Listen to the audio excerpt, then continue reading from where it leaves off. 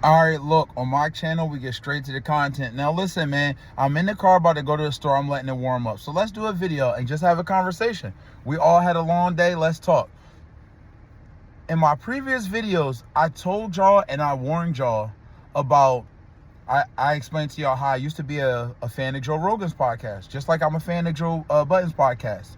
And I said, sometimes these podcasts go down a death spiral, where the people that cover the podcast are actually better than the actual podcast.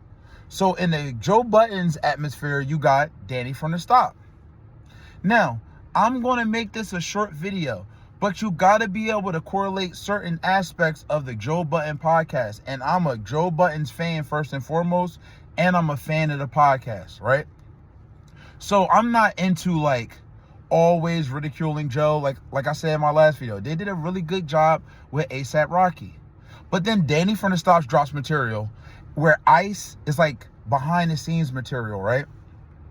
And Ice is saying how Joe edits certain stuff out the show. Now, it could be something that Ice is talking about. It's going to be something that Ish is talking about. I guarantee it's not going to be Parks, because Parks doesn't really say anything controversial, right? So it's going to be stuff that maybe Ish or Ice say. For instance, Mark Lamont Hill and Joe Buttons like to call people out all the time. Personal business. Ish, always talking about his wife.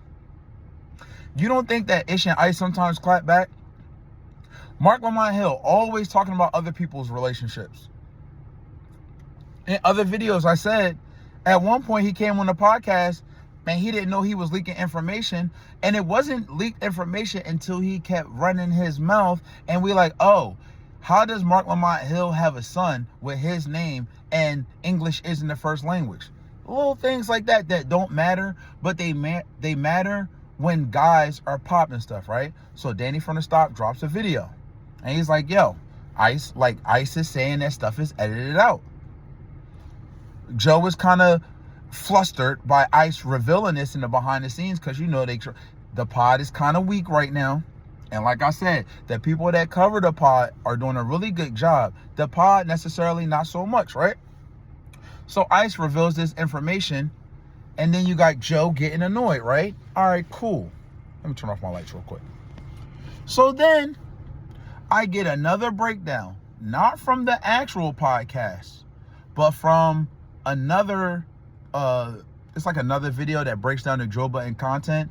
And I'm not going to reveal their name because I don't want the channel to get cut out. But it's like Scoreboard and something else, right? And they do a good job of highlighting the Patreon clips for people that's not paying. I used to pay. I don't pay no more because me personally, like if you pay, shout outs to you. I'm not paying for it because personally, it's not worth it. Like, you know what I mean? And then like a lot of times you listen to the podcast and all they do is really disrespect the consumer. But we love the pod, right? So they're talking about the shooting, right? Where Ice killed this guy. Now, it was a white guy, right? Joe Budden, and like I said, I'm from Jersey. I got love and respect for Joe Budden. He starts to call out hip-hop, saying how basically hip-hop is cowards now for not speaking on this, right? So I'm blindsided by this because I'm like, you gotta realize I'm 41. Y'all see the grays in my beard? I ain't get a haircut like that. I'm 41, right? So I'm more than familiar with Joe Budden's career, rapping and podcast, right?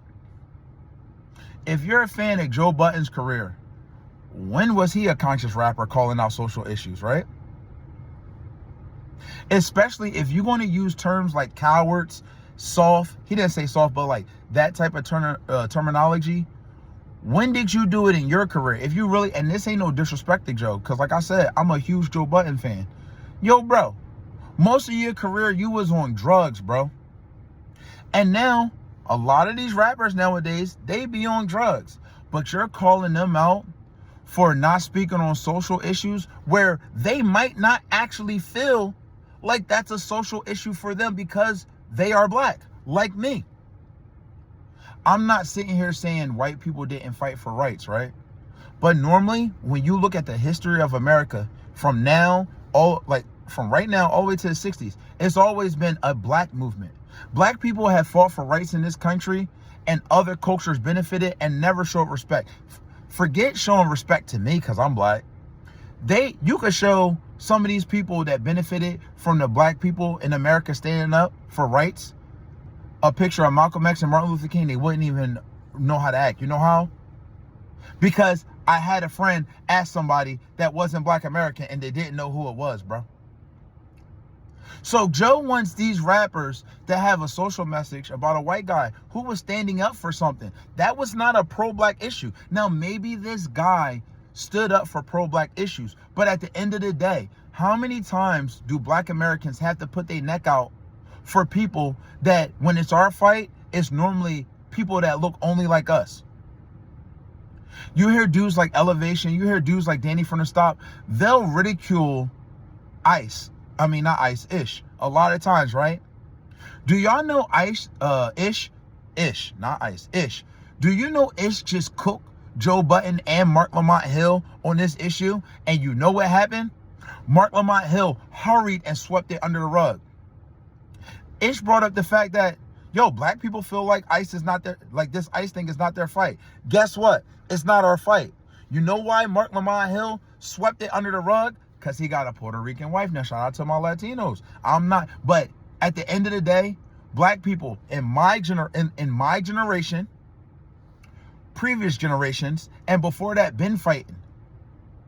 And you still got people in the Hispanic community that don't like us, that still have, y'all don't realize in every culture they have a racist name for black Americans? Y'all don't realize that? Or black people. I'm not even going to be FBA. Y'all don't realize in every culture they have a racist name for us?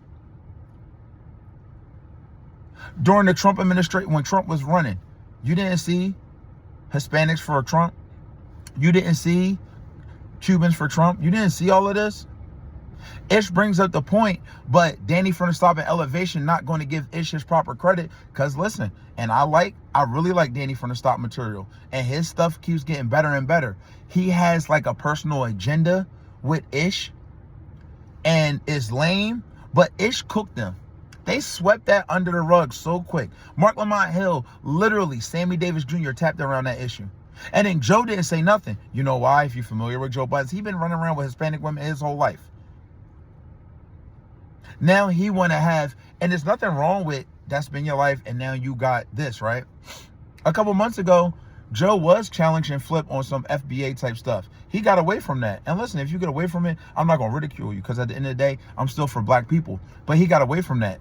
Now you calling out black people to protest white on white violence when we just had Charlie Kirk get cooked, who said, oh, black people are the most violent people in America.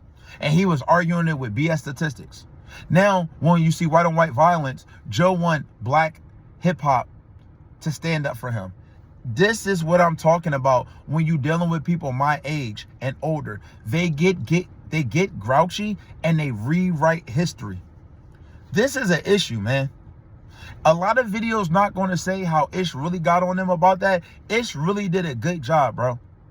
And I understand a lot of people don't like Ish, but sometimes he actually cooks. And on this topic, especially when he went from this, Ish was like, oh, yeah, in the comments, Joe said the comments don't matter. Joe, the people that comment are the people that made you who you are, bro. If a person has enough energy to comment on your post, Joe, or on your videos, they probably a super fan. They probably the people that got your Patreon. They probably the people that watch your YouTube. They probably the person that's checking anything with you, including an interview with Logan Paul. So you can dismiss the comments if you want, but the comments are literally made of people that pay your salary, bro. I hate to say it like that. That's true. So Ish not even, listen, if y'all been watching the Joe Budden's podcast as long as me, Ish not even that type of dude that be in the comments and care about the fans. But the fact that he knows to get engaged with how black American fans feel, and Joe is dismissive with that, that is the Ian Schwartzman, Mark Lamont Hill effect. Every time, you got to remember, Mark Lamont Hill can't have a strong stance.